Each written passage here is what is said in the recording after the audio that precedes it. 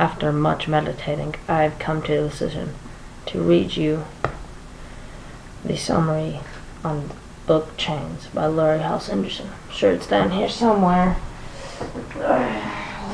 Nope. Is this it? No, I don't think that's it. No. That's not it. No, just kidding. It's okay. He's sweet. Okay, here it is, guys. I got this. Now, I'm going to read you some of my notes.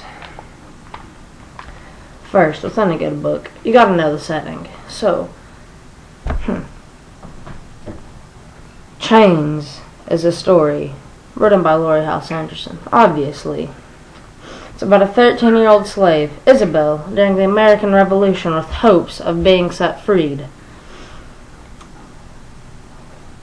Her and her sister had just been moved masters because their previous master had deceased, and then their master's nephew wouldn't pay attention to what Isabel was saying because really they should have been freed then, but he's a jerkwad. So anyway, a little bit further, blah blah blah. Let's find one of my notes here. Okay, let's see. Her new owners were Mr. Lockton and Mrs. Lockton. They were both loyalists who faked being patriots while they were in New York. They were very wealthy, like very mad, ginormous house, and so there was always work to be done. Isabel's owners could be both very demanding, especially Miss Lockton, who was cruel to Isabel and her sister.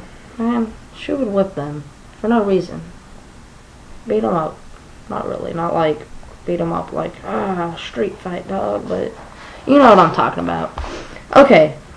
While in New York, Isabel got offered a deal by a slave boy called Curzon. Curzon said if that she could spy on her master and prove he's a loyalist, the Patriots would set Isabel and Ruth free at the end of the war.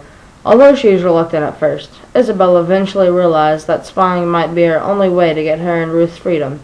Isabel found that, because she was a slave, people did not pay much attention to her and she could easily eavesdrop on her master's conversations.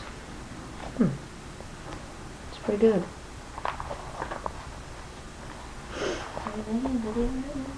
One night, she overheard Mr. Lockton talking of plans to assassinate George Washington, and decided to take the evidence she'd stolen to the Patriots. Good girl. Like Curzon had suggested to her, the evidence proved her master and many others of being traitors, and forced a lot of them to flee, including Mr. Lockton.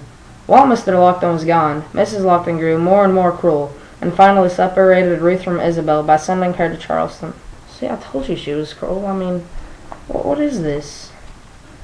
Why would you do that? She's simple-minded. She needs somebody to take care of her. Okay. Meanwhile, the British had taken over New York City and had taken many prisoners, one of which was Curzon. Isabel started giving Curzon and his comrades food, though it became difficult to hide it from her mistress. When Miss Lockton found out, Isabel decided to escape to Charleston to find her sister, but struggled to find a good time to run away, especially when she wanted to bring Curzon with her. This book is obviously a great book, because this is obviously romance, and every book has to have romance in it. Great book. Great book.